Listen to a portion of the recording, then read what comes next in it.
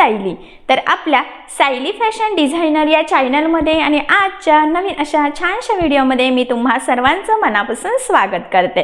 तर बघा मग आज मी तुमच्यासोबत खूप सुंदर अशी ब्लाऊजची डिझाईन शेअर करणार आहे आणि ही जी काही डिझाईन आहे याचा सध्या खूप ट्रेंड चालू आहे। सो मी तुमच्यासोबत याची कटिंग आणि स्टिचिंग दोन्हीही अतिशय सावकाश स्टेप बाय स्टेप आणि खूप काही महत्त्वाच्या टिप्स अँड ट्रिक्स सहित सांगणार आहे, जेणेकरून हा व्हिडिओ बघून तुम्हाला अशी ब्लाऊजची डिझाईन सहज बनवता येईल। एवढंच नाही, बाय चान्स जरी तुम्ही कोणी नवीन शिकत असाल तरी सुद्धा तुम्हाला हा व्हिडिओ बघून अशी छानशी ब्लाऊजला खूप सुंदर असं लुक येणारी ब्लाऊजची डिझाईन बनवता येईल। ठीक आहे, चला तर मग आता वेळ न घालवता आपण आपल्या आजच्या छानशा व्हिडिओला सुरुवात करूयात। तर हे बघा, इथे तुम्ही बघू शकतात की ब्लाऊजचा जो काही बॅकनेक आहे तर तो मी इथे ऑलरेडी कटिंग करून घेतलेला आहे। म्हणजे अस्तर आणि ब्लाऊजचा बॅकनेक असं दोन्हींची कटिंग केलेली आहे। छान कलर आहे आणि आता याच्यावर आपण खूप सुंदर अशी डिझाईन बनवणार आहोत। तर डिझाईन बनवण्यासाठी बघा मी इथे ब्लाऊज पीसचा म्हणजे ब्लाऊजमध्ये जो काही काठ होता तर तो सुद्धा कटिंग करून सेपरेट करून घेतलेला आहे। तर बघा मग आता सगळ्यात आधी मी तुम्हाला ह्या ब्लाऊजचं मेजरमेंट कसं आहे ते सांगते, म्हणजे तुम्हाला तुमच्या मापानुसार ह्या डिझाईनसाठी कशी कटिंग करावी तर हे सहजच लक्षात येईल। तर बघा आता हा जो काही ब्लाऊज आहे तर त्या ब्लाऊजची जी काही उंची आहे तर ती आहे 14, 1 इंच मार्जिन, असं टोटल आपण इथे 15 इंचाला मार्किंग करून घेतलेली आहे। त्यानंतर आता आपण इथे टाकलेला आहे वरच्या साईडला गळा रुंदी आणि शोल्डर, तर ती टोटल आपण इथे 5.5 टाकलेला आहे आणि 2.5 इंचाची गळा रुंदी आणि उरलेलं शोल्डर आहे। आता त्याचबरोबर इथे आपण जो काही मुंडा आहे तर तो घेतलेला आहे 5.25, तर हा डिपेंड असतो की आपली छातीची साईज किती आहे त्यावर। ठीक आहे, आणि त्यानंतर आता आपण 1.5ला मार्किंग करून बॅक साईडच्या मुंड्याचा शेपसुद्धा दिलेला आहे आणि इथून टाकायचा आहे छातीचा 4था भाग अधिक 1.5 किंवा 2 इंच मार्जिन, तर मी इथे 9.25 अधिक 2 इंच मार्जिन असं टोटल 11.25ला मार्किंग करून हा बॅक पार्ट इथे कटिंग करून घेतलेला आहे। तर आता याच्या अस्तरवर सगळ्यात आधी आपण गळ्याची जी काही मार्किंग आहे तर ती करून घेणार आहोत।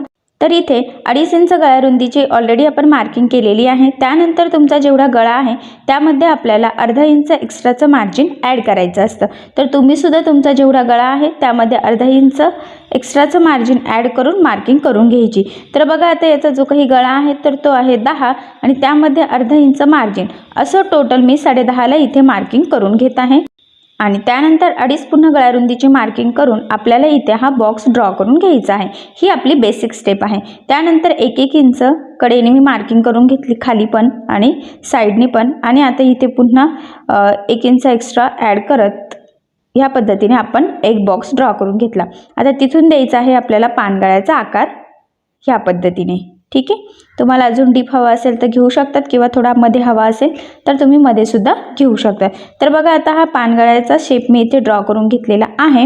त्यानंतर काय करायचं आहे, आता आपल्याला इथून गोलाकार शेप द्यायचा आहे आणि इथून पुन्हा इकडच्या साईडला म्हणजे गळ्याच्या तिथे बघा असा आकार देऊन घ्यायचा आहे। ॲक्च्युली आता आपण काय करूयात की जो काही आपला पानगळा आहे ना तर तो आपण थोडा आतल्या साईडने घेऊयात, म्हणजे मग तो वरच्या पॅचला थोडी जागा राहील आणि तो व्यवस्थित प्रॉपर असा आपला शेपमध्ये येईल। हे बघा आता हा आपला फायनल इथून झालेला आहे इथपर्यंत, आणि वरचा जो काही गोल गळा आहे तर तो सुद्धा आपण थोडासा कोपरा वरती घेतलेला आहे। तर बघा हा जो काही पानगळा आहे तर सगळ्यात आधी आता आपण तो इथे कटिंग करून घेऊयात। तर तो आपला बेसिक आणि मोठा गळा आहे आणि त्यानंतर बाकीचे हे पॅचेस आहेत। ठीक आहे, तर बघा आता पानगळा आपण कटिंग करून घेतलेला आहे। त्यानंतर आता छोटे छोटे कुठले पॅचेस निघत आहेत तर ते मी तुम्हाला सांगते। तर बघा मी दुसऱ्या चॉकने थोडीशी मार्किंग करते म्हणजे तुमच्या ते लक्षात येईल। हे बघा इथून इथपर्यंत एक शेप आहे आणि इथून आता थोडासा वरती घेऊ असं मला वाटते, म्हणजे थोडासा गोलाकार आपला जरा परफेक्ट यावा यासाठी। ठीक आहे, तुम्हाला जर वाटत असेल तर तुम्ही ॲज इट इज असं सुद्धा ठेवू शकतात किंवा पाव इंचा गळा थोडासा वरती घेऊ शकतात।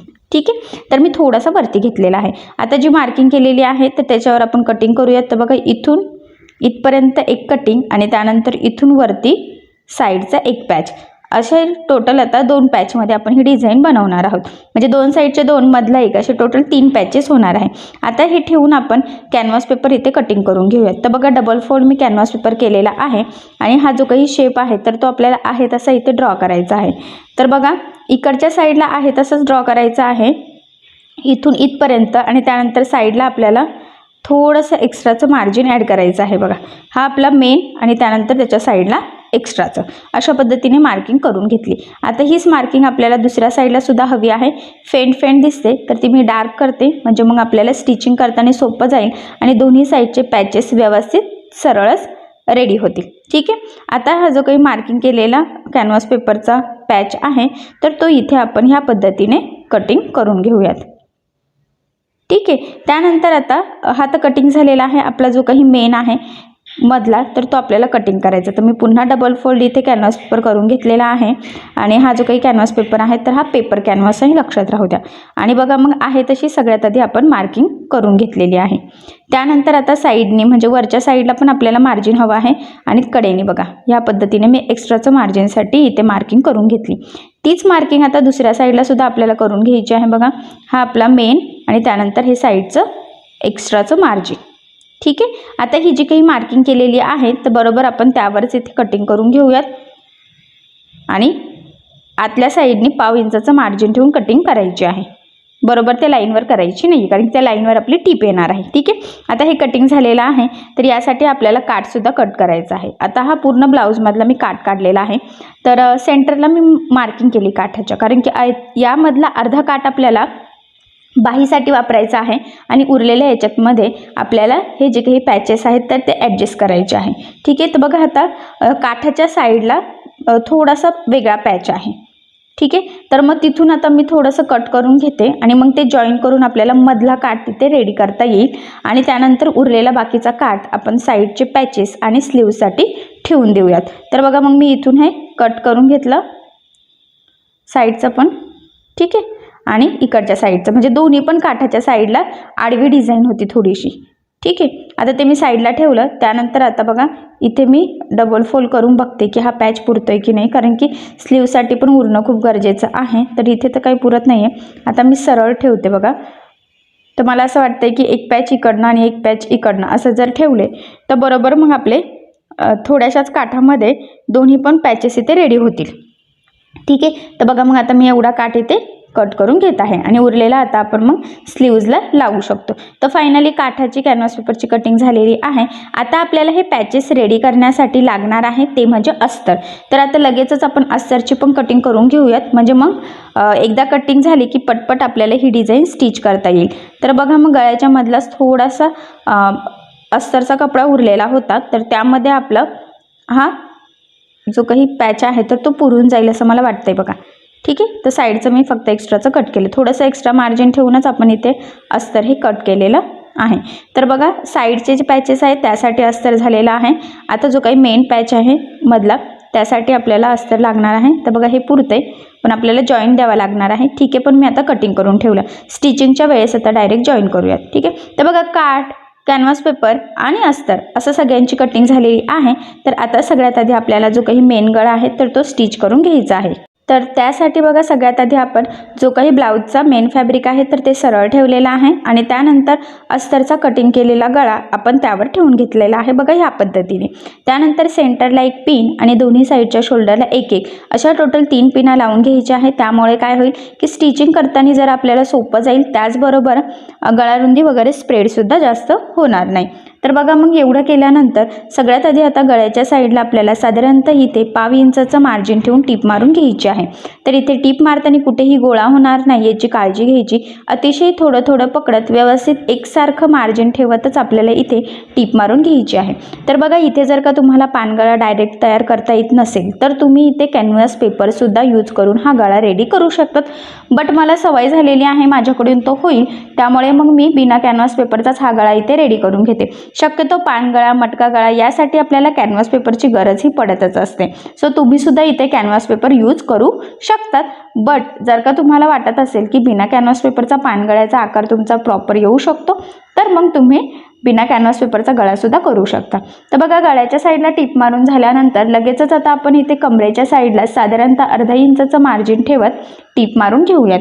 यामुळे काय होईल की आपला गळा आणि कमरेचा पार्ट दोन्हीही सोबतच फिनिशिंग सहित रेडी होईल आणि इथे आपल्याला कमरपट्टी लावण्याची गरजसुद्धा पडणार नाही. आता हे जोडून झाल्यानंतर या पद्धतीने मेन फॅब्रिक कमरेच्या साईडला जे काही एक्स्ट्राचं आहे तर ते आपल्याला इथे कटिंग करून घ्यायचं आहे. त्याचबरोबर गळ्याच्या मध्ये सुद्धा आपलं मेन फॅब्रिक आहे एक्स्ट्राचं, तर ते सुद्धा आपल्याला इथे कटिंग करून घ्यायचं आहे. तर कटिंग करताना काहीही आपल्याला एक्स्ट्राचं मार्जिन इथे ठेवायचं नाही आहे, कारण ऑलरेडी टिप मारताना आपण मार्जिन ठेवलेलं आहे. ठीक आहे. आता हे कटिंग झाल्यानंतर ह्या गळ्याला आपल्याला छोटे छोटे कट्स मारायचे आहे, जेणेकरून ज्यावेळेस आपण हा बॅक पार्ट सरळ करू त्यावेळेस तो प्रॉपर फोल्ड होईल आणि गळ्याचा आकारसुद्धा आपल्याला जसा हवा आहे तसाच यावा, यासाठी गळ्याला छोटे छोटे कट्स मारणं खूप गरजेचं आहे. तुमचा गळा कुठलाही असू शक्यतो ही स्टेप फॉलो करायची. आता कट्स मारून झाल्यानंतर बघा ह्या पद्धतीने हा बॅक पार्ट आपल्याला सरळ करून घ्यायचा आहे. अलगद तोडायचं आहे, खूप खेचू नका, नाही तर पुन्हा शिलाई उसवण्याचे चान्सेस असतात. आता हे सरळ करून झाल्यानंतर गळ्याच्या साईडने प्रॉपर अशी आपल्याला इथे दाबटीप देऊन घ्यायची आहे. आता इथे दाबटीप देताना काळजी घ्यायची आहे की आपला जो काही अस्तरचा आतला कपडा आहे तर तो वरती दिसणार नाही, जेणेकरून आपली गळ्याची फिनिशिंग बिघडणार नाही. गळा छान असा प्रॉपर फिनिशिंग सहित इथे रेडी होईल. हे बघा व्यवस्थित काटोकाट काढून घ्यायचा आहे. थोडं थोडं पकडत दाबटीप द्यायची आहे. खूप गडबड केली तर गळ्याचा शेप चेंज होण्याचे चान्सेस असतात, तसं होऊ देऊ नका, कारण की आता आपलं सगळं गळ्याचा शेप वगैरे डिपेंड आहे ह्या दाबटीपवरच. कारण इथे कॅनव्हास पेपर न लावता गळा करत असलो की थोडंसं काळजीपूर्वकच आपल्याला याची कटिंग स्टिचिंग सगळं करावं लागतं. तर बघा मग फायनली थोडं थोडं पकडत परफेक्ट फिनिशिंग सहित मी इथे गळ्याला दाबटीप देऊन घेतलेली आहे. प्रॉपर फिनिशिंग आलेली आहे बघा, बघितल्यावरच लक्षात येते. ठीक आहे. त्यानंतर लगेचच आता आपण इथे कमरेच्या साईडला सुद्धा दाबटीप देऊन घेऊयात. आणि इथे तुमच्या लक्षात येईल की मी बोललीच होती की कमरेचा पार्ट आणि आपला गळा सोबतच रेडी होईल, तर तसंच झालेलं आहे. आणि इथे सुद्धा दाबटीप देताना काळजी घ्यायची आहे की जो काही आपला अस्तरचा आतला कपडा आहे तर तो वरती दिसणार नाही, जेणेकरून आपला कमरेचा पार्ट सुद्धा परफेक्ट फिनिशिंग सहित रेडी होईल. तर फायनली गळा आणि कमरेचा पार्ट रेडी झालेला आहे. आणि त्यानंतर आता आपल्याला याचा अस्तर आणि ब्लाऊज पीसचा कपडा ह्या पद्धतीने कडेकडेने जोडून घ्यायचा आहे. आता हे जोडताना तुम्हाला जेवढं शक्य आहे तेवढं कमीत कमी इथे आपल्याला मार्जिन पकडायचं आहे. आणि हे जोडल्यानंतर आपल्याला जे काही एक्स्ट्राचं मेन फॅब्रिक आहे तर ते कट करून घ्यायचं आहे. याचं कारण तुम्हाला सगळ्यांना माहीत आहे की कटिंग करताना आपण अस्तरवर परफेक्ट कटिंग करतो, पण ब्लाऊज पीसचा पार्ट आपण थोडासा एक्स्ट्रा कटिंग करत असतो, कारण ते स्टिचिंग करताना आपल्याला सोपं जावं. कारण बऱ्याचशा ब्लाऊज पीसचे धागे वगैरे निघत असतात आणि इथे सुद्धा बघा निघतातच आहे. त्यामुळेच मग आपण गळा आणि कमरेचा पार्ट रेडी झाल्यानंतर हे एकमेकाला जोडून एक्स्ट्राचं मेन फॅब्रिक कट करून परफेक्ट मापाचा बॅक पार्ट इथे रेडी करत असतो. तर बघा मग इथे सुद्धा आता आपण कडेकडेचं एक्स्ट्राचं कट करून इथे हा जो काही बॅक पार्ट आहे तर तो रेडी करून घेत आहोत. तर इथे कट करताना ब्लाऊज पीस एक्स्ट्राचं कट होणार नाही, अस्तरला कट जाणार नाही, याची थोडी काळजी घ्यायची आहे. तर बघा फायनली परफेक्ट मापाचा बॅक पार्ट आपला इथे रेडी झालेला आहे. आता हा पार्ट आपण साईडला ठेवून घेऊयात आणि जे काही पॅचेस आपण कटिंग केलेले आहेत तर ते स्टिच करायला आता इथे सुरुवात करूयात. तर बघा सगळ्यात आधी काय करायचं आहे, आता आपल्याला जे काही पॅचेस आपण कट केलेले आहे काठासाठी वगैरे तर जे जे जॉईन करायचे आहेत तर ते आपण जॉईन करून घेऊयात. तर सगळ्यात आधी मी अस्तर इथे जॉईन करते. तर बघा ह्या पद्धतीने टीप मारली, त्यानंतर ओपन करून एक दाबटीप द्यायची, म्हणजे कुठे जॉईंट आहे तर हे लक्षात येत नाही. ठीक आहे. आणि त्यानंतर याचा काठसुद्धा आपल्याला इथे जोडून घ्यायचा आहे. तर एक काठ सरळ आणि त्यावर दुसरा काठ उलटा असं ठेवायचं, म्हणजे मग परफेक्ट असं जोडलं जातं. तर बघा मग एक सरळ त्यावर दुसरा उलटा ठेवलेला आहे आणि बरोबर एकसारखं मार्जिन पकडून इथे मी टीप मारून घेतली. आता ही टीप मारल्यानंतर हे ओपन करून पुन्हा दाबटीप देऊन घ्यायची, म्हणजे परफेक्ट असं ते रेडी होतं. ठीक आहे. त्यानंतर बघा आता हा पॅच ठेवून बघितला, पण दोन्ही पण साईडला थोडंसं आपल्याला कमी पडतंय आणि काठ तर आता उरलेला नाही आहे, कारण की दुसरा काठ आपल्याला लागणार आहे बाहीसाठी आणि बाकीचे दोन पॅचेससाठी. तर मी मधला काठ इथे कट करून घेतला, तो सेंटरपासून कट केला आणि एक पार्ट इकडे जॉईन करायचा आणि दुसरा इकडे करायचा, म्हणजे ह्या पॅचला तरी आपला हा काठ एकदम व्यवस्थित पुरावा यासाठी. ठीक आहे. तर बघा मग हा खालचा काठ सरळ आणि हा छोटासा पार्ट मी तिथे उलटा ठेवलेला आहे आणि टीप मारून घेतली. आता टीप मारून झाल्यानंतर सरळ करून पुन्हा तिथे आपण दाबटीप देऊन घेऊयात, म्हणजे मग कुठे जॉईंट आहे ते लक्षात येणार नाही आणि प्रॉपर असं ते पॅकसुद्धा होऊन जाईल.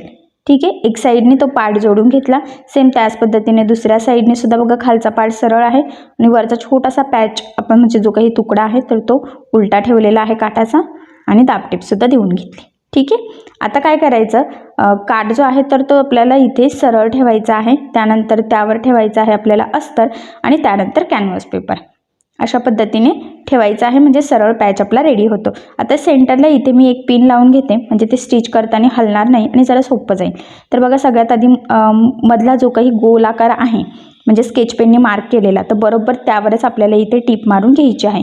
टीप तिरकी वगैरे जाऊ देऊ नका, कारण की आता आपण जशी टीप मारणार तसंच आपला इथं पॅचचा हा शेप रेडी होणार आहे.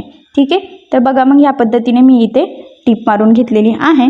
आता ही टीप मारून झाल्यानंतर काय करायचं, आपला जो काही एक्स्ट्राचा मधला कपडा आहे गळ्याच्या मध्ये, तर तो आपल्याला इथे कटिंग करून घ्यायचा आहे. तर बघा या पद्धतीने व्यवस्थित मी कट करून घेतला आणि त्यानंतर आता ह्या गळ्याला आपल्याला द्यायचे आहे छोटे छोटे कट्स, जेणेकरून ज्यावेळेस आपण हा पॅच सरळ करू त्यावेळेस तो प्रॉपर असा गोलाकार सरळ व्हावा, त्याचा शेपसुद्धा छान असा यावा यासाठी मग छोटे छोटे कटसुद्धा मारले बघा मी. आणि हा पॅच ह्या पद्धतीने आता सरळ करायचा आहे. तर तुमच्या लक्षात येईल की वरती काठ आलेला आहे, मध्ये बरोबर पॅच म्हणजे कॅनव्हास पेपर आणि त्याच्या खाली अस्तर आलेला आहे.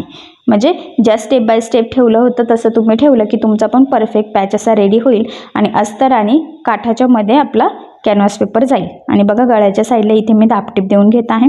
तर इथे सुद्धा दाबटीप देताना काळजी घ्यायची आहे की जो काही आपला अस्तरचा कपडा आहे कॅनव्हास पेपरचा लेअर वगैरे तर तो वरती दिसणार नाही, जेणेकरून आपली पॅचची फिनिशिंग वगैरे बिघडणार नाही आणि एकदम परफेक्ट असा छानसा इथे हा पॅच आपला मधला जो आहे तर तो इथे रेडी होईल.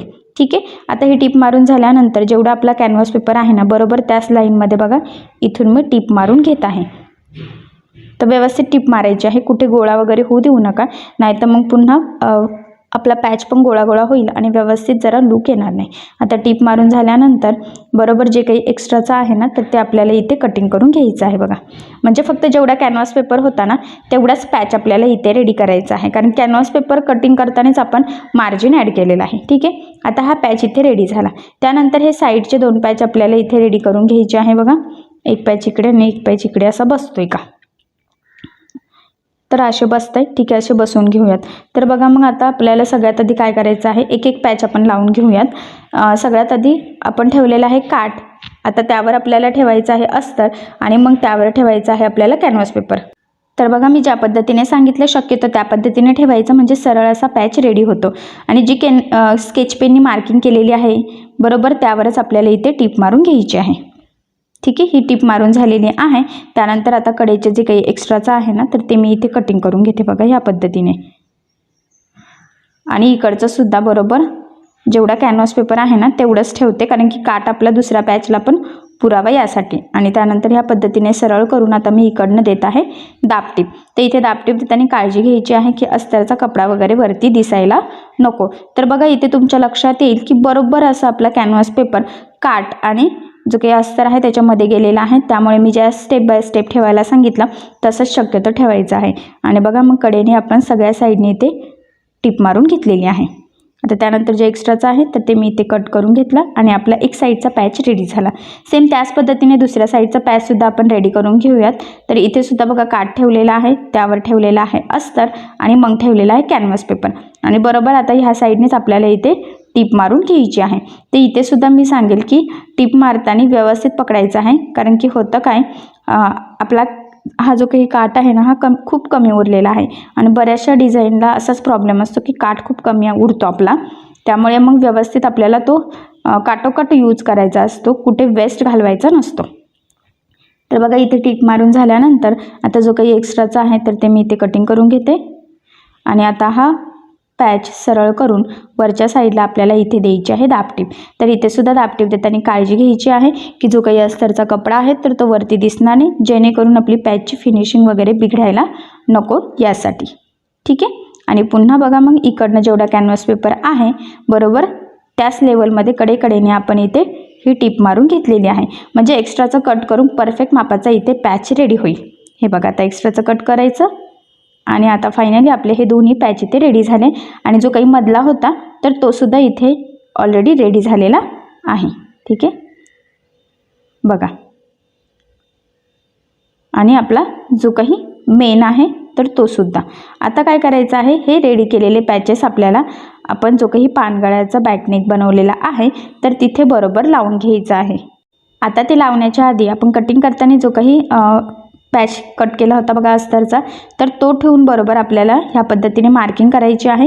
म्हणजे बरोबर तेवढंच मार्जिन पकडत आपण ते पॅच जोडू आणि आपला परफेक्ट मापाचा बॅकनेक डिझाईनसहित रेडी व्हावा यासाठी.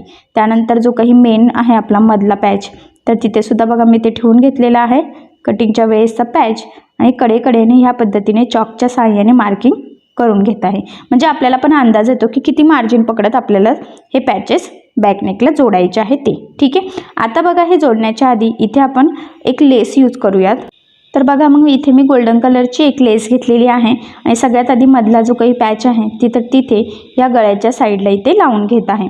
तर तुम्ही तुमच्या आवडीनुसार कुठलीही लेस इथे यूज करू शकतात किंवा तुमच्या कस्टमरच्या चॉईसवर आहे, किंवा तुमचा जो काही ब्लाऊज आहे, जो काही काट आहे त्यावर कशी मॅच होते तर त्यावर ते डिपेंड आहे.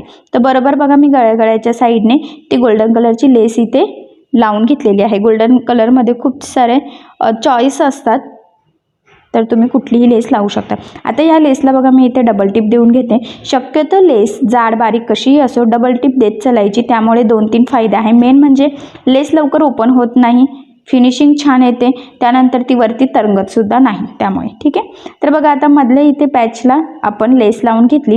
तर आता हे साईडचे जे काही 2 पॅचेस आहेत तर तिथे सुद्धा आपल्याला सेम तीच लेस यूज करायची आहे. म्हणजे मग मॅचिंग असं छानसं लुक येईल. तर तुम्ही सुद्धा शक्यतो मधल्या पॅचला जी लेस यूज करणार आहात तर तीच इथे करून घ्यायची. कंटिन्यू लगेच बघा मी दुसरा जो काही पॅच आहे तर तिथे सुद्धा साईडला ही लेस इथे लावून घेते. तर इथे तुम्ही जर का तुमची साडी कॉन्ट्रास्ट असेल तर कॉन्ट्रास्ट कलरची लेस यूज करू शकतात, कॉन्ट्रास्ट कलरची पायपिंगसुद्धा लावू शकतात. बट इथे साडी पण सेम अशी पिंक कलरचीच आहे, म्हणजे राणी कलरची, त्यामुळे मग इथे मी कॉन्ट्रास्ट काही यूज केलेलं नाही आहे, म्हणूनच मग गोल्डन कलरची इथे लेस यूज केली. आता हे तिन्ही पॅचेस लेस लावून रेडी झालेले आहे. तर आता आपण ह्या बॅक पार्टला लावून घेऊयात. तर बघा एकीकडनं लावायचं आहे, दुसरा इकडनं, आणि मधला शेप मध्ये. तर आता आपण जो काही मेन आहे मधला तर तो पण आधी बरोबर सेंटरला इथे मॅच करत ठेवून बघूयात कुठपर्यंत येतोय. म्हणजे मधला आधी लावला की आपल्याला साईडचे लावणं जरा सोपं जाईल. तर बघा इथे सेंटरला एक पिन लावून घेते मी, म्हणजे व्यवस्थित एकसारखं पकडून आपल्याला ते लावता यावं यासाठी. ठीक आहे. तर तुम्ही पण शक्यतो पिनं लावून घ्यायच्या, म्हणजे मग ते लावून आपल्याला जरा इझी जाईल. आणि हा मधला लावल्यानंतर आपण मग साईडचे इथे लावून घेणार आहोत. ठीक आहे. तर दोन्ही साईडने व्यवस्थित एकसारखं मार्जिन पकडायचं. ॲक्च्युली मार्किंग तर केलेलीच आहे, बरोबर त्याच मार्किंगवर आपल्याला टीप मारून घ्यायची आहे. ठीक आहे. तर बघा ह्या पद्धतीने मग मी इथे ठेवून घेतलेलं आहे आणि इथून आता सुरुवात करते. तर स्टार्टिंगला व्यवस्थित लॉक करून घ्यायचं आहे, म्हणजे ते व्यवस्थित पॅक होईल. आणि तिथून मग ते पॅच निघायला नको, कारण पॅचवरच आपला हा बॅक पार्ट पूर्ण डिपेंड आहे. त्यामुळे तो परफेक्ट लागणं आणि पॅक लागणं मेन म्हणजे लॉक करायचं, म्हणजे ते ब्लाऊज यूज करून वगैरे ते पॅचेस निघायला नको. नाही तर बऱ्याचदा जर का वरच्यावर टिप मारली तर ब्लाऊज एका धुण्यात वगैरे तिथून शिलाई निघायची चान्सेस असतात.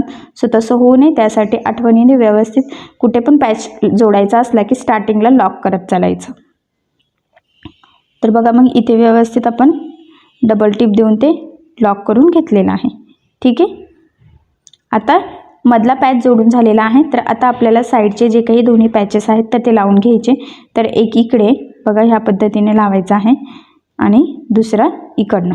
ठीक आहे. तर आता एक साईडचं आपण लावून घेऊयात. मी पुन्हा बघा मार्किंग एकदा चेक करून घेते, म्हणजे बरोबर तेवढं मार्जिन सोडता येईल.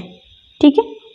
तर बघा मग बरोबर त्या मार्किंगवर ह्या पद्धतीने ठेवायचं आणि आता टीप मारून आपण हा जो काही पॅच आहे तर तो इथे जोडून घेऊयात. तर बघा इथूनच सुरुवात करते बरोबर. ठीक आहे. आता एवढा काठाला तर एवढा पॅचेस ओके होतं. तुमचा काठ मोठा असेल तर तुम्ही काठाचा अजून थोडा मोठासुद्धा पॅच घेऊ शकतात. ते डिपेंड आहे की तुमचा काठ किती अवेलेबल आहे त्यावर.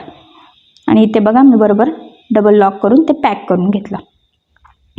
त्या एक साईडचा लागला गेलेला आहे, वरचं मी किंचितसं कट केलं. सेम त्याच पद्धतीने आता दुसऱ्या साईडचा जो काही काठाचा पॅच आहे तर त्यावर सुद्धा आपण इथे मार्किंग करून घेऊयात. ॲक्च्युली काठ इथे पुरत नव्हतं ना, त्यामुळे मग आपण थोडंसं तिरकं ते जोडून घेतलेलं आहे.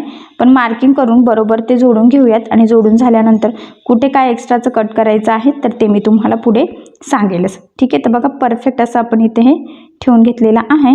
जिथे मार्किंग आहे बरोबर त्याच लेवलमध्ये आता आपल्याला हे जोडून घ्यायचं आहे. फक्त एकसारखं थोडंसं मार्जिन राहू द्या, म्हणजे फिनिशिंग वगैरे बिघडायला नको यासाठी. ठीक आहे. हे बघा इथपर्यंत जोडलेला आहे. इथून पुन्हा आडवी टीप मारायची.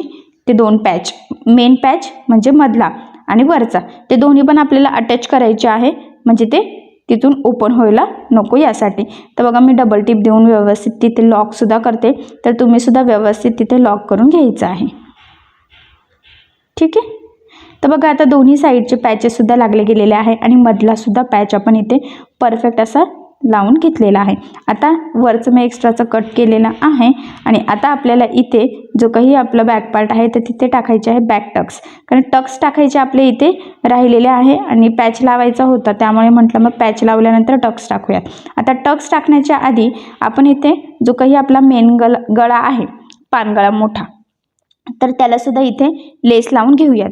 तर तुम्हीसुद्धा इथे कॉन्ट्रास्ट वगैरे साडीला मॅच होणारे लावू शकतात, बट मी आत्ताच सांगितलं की साडीसुद्धा सेम ह्याच कलरची आहे, त्यामुळे मग आता आपण इथे गोल्डन कलरची लेस यूज करतोय. गोल्डन कलरची लेस कुठेही इझिली मॅच होते कुठल्याही ब्लाऊजला, कुठल्याही कलरवर. सो तुम्हीसुद्धा जर वाटत असेल तर गोल्डन कलरची लेस यूज करू शकतात. गोल्डन कलरमुळे अजूनच छान असं लुकसुद्धा नक्कीच येतं. तर इथे गोल्डनमध्ये सुद्धा डिझायनर लेस असतात, तर तुम्ही वेगळी डिझायनर लेससुद्धा तुमच्या आवडीनुसार इथे यूज करू शकतात. बट मी इथे सिंपल अशी गोल्डन मधल्या पॅचला जी यूज केली होती तीच लेस इथे यूज करत आहे.